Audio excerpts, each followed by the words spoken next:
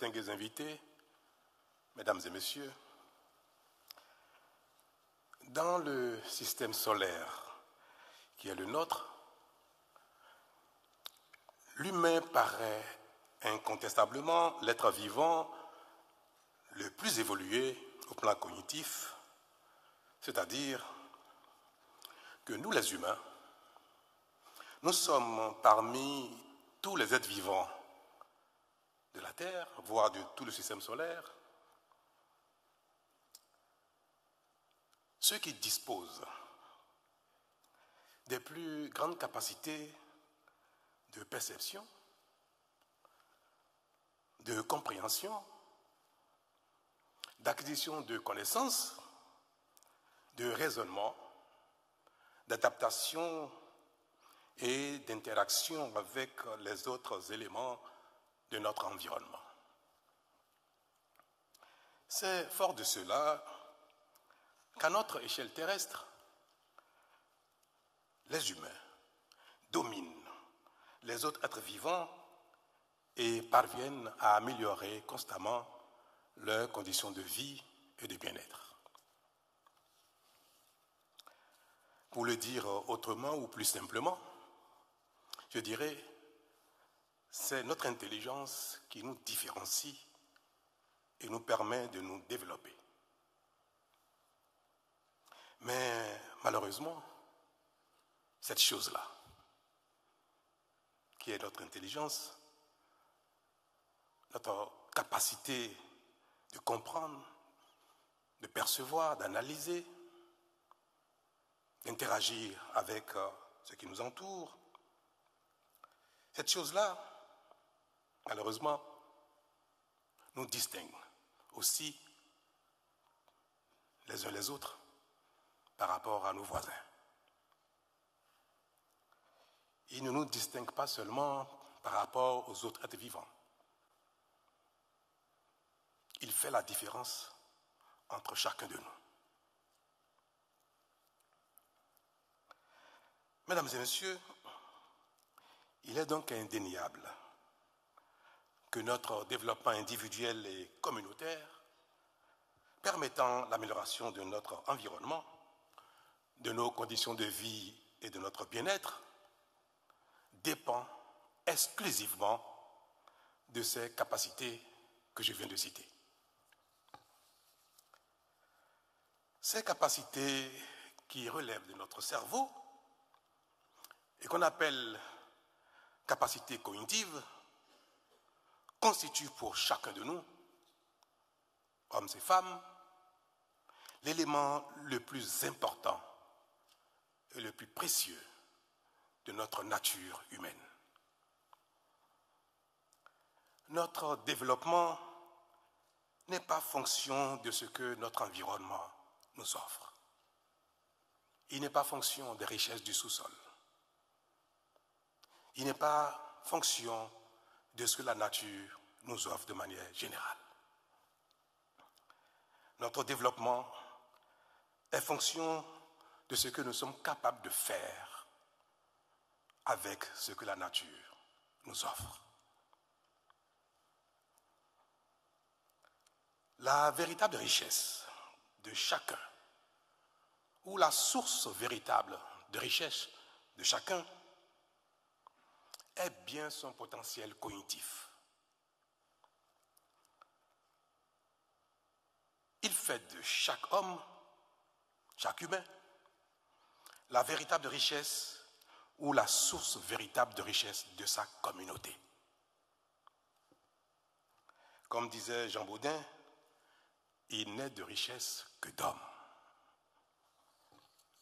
Mesdames et messieurs, si la richesse principale, voire exclusive, d'une nation est sa ressource humaine, que la qualité de cette ressource réside principalement dans son potentiel cognitif et que ce potentiel dépend des conditions de constitution et d'évolution de chaque individu.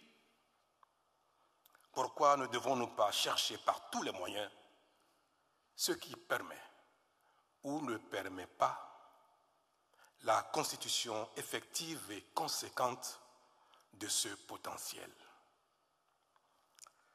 Cette question, qui constitue l'objet de notre conférence de ce matin, mesdames et messieurs, paraît désormais sans intérêt,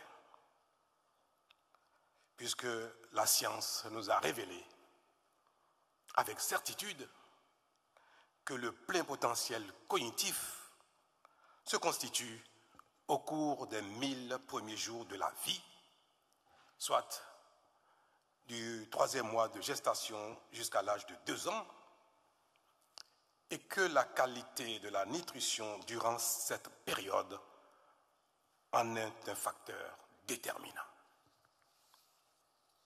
Mesdames et messieurs, c'est parce que le gouvernement du Bénin est conscient de cette réalité qu'il s'est engagé à la suite de son programme d'alimentation scolaire dans un ambitieux plan de supplémentation nutritionnelle qui vise à offrir à tous les enfants de milieux défavorisés, dès leur conception jusqu'à l'âge de 2 ans, un accompagnement nutritionnel conséquent pour leur garantir un développement optimal du cerveau, du corps et des défenses immunitaires.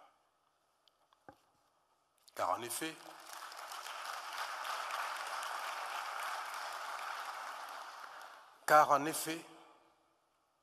chaque enfant malnutri, c'est une intelligence fragilisée et limitée. C'est une force perdue. C'est un avenir compromis. A contrario, chaque enfant bien nourri est une promesse de réussite, un moteur de croissance, une pierre solide pour bâtir la société et rompre la chaîne intergénérationnelle de malnutrition. Cette chaîne qui veut qu'une mère malnutrie donne naissance à un enfant fragile à potentiel limité et qui, à son tour, s'il est malnutri lui aussi, aggrave les faiblesses de sa progéniture et la rend très peu apte à profiter efficacement des infrastructures, de l'éducation, de la formation, des offres d'emploi et autres que sa communauté lui offre.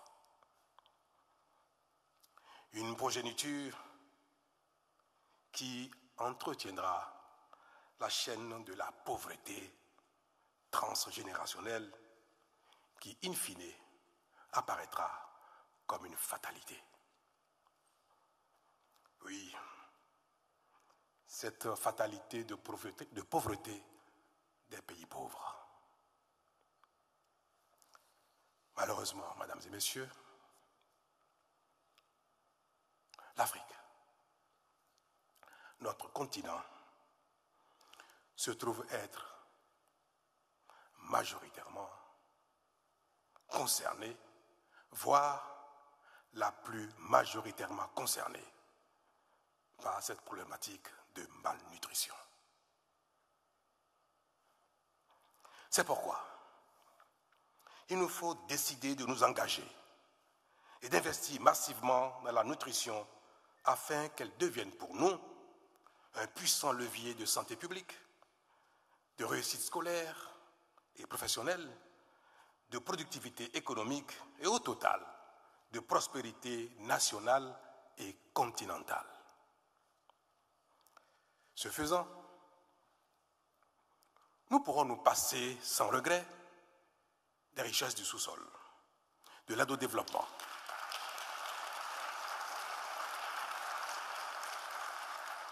nous pourrons rattraper notre retard sur les pays développés.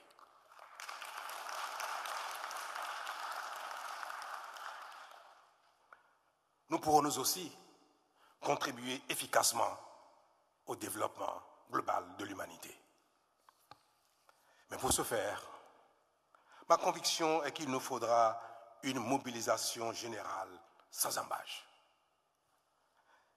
Celle des États qui doivent inscrire la nutrition au cœur de leur politique publique, celle des partenaires techniques et financiers dont le soutien sera décisif, celle des familles, enfin, qui sont les premières gardiennes de la santé et de l'avenir des enfants. Vous l'aurez compris, mesdames et messieurs, bien nourrir nos enfants n'est pas une option, c'est un impératif.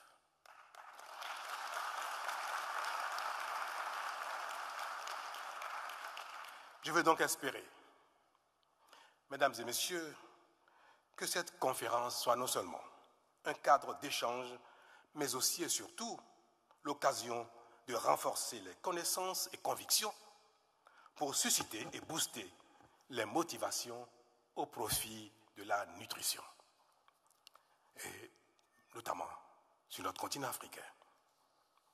Elle devra, cette conférence, marquer un tournant décisif en matière de nutrition sur le continent africain.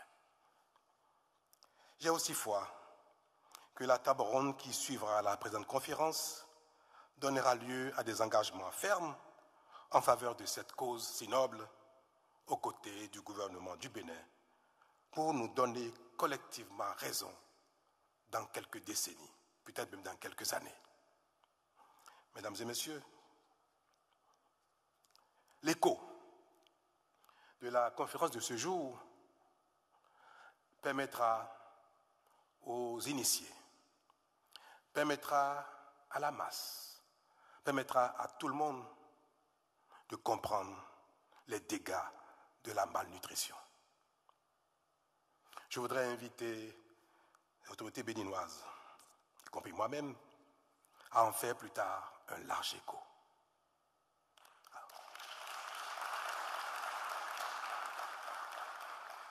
J'invite donc les experts et les scientifiques à nous donner les éléments d'explication, de compréhension dans les mots les plus simples.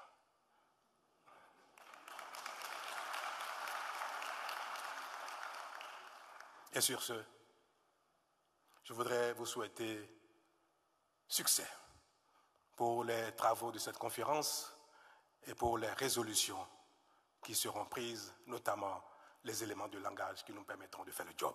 Merci.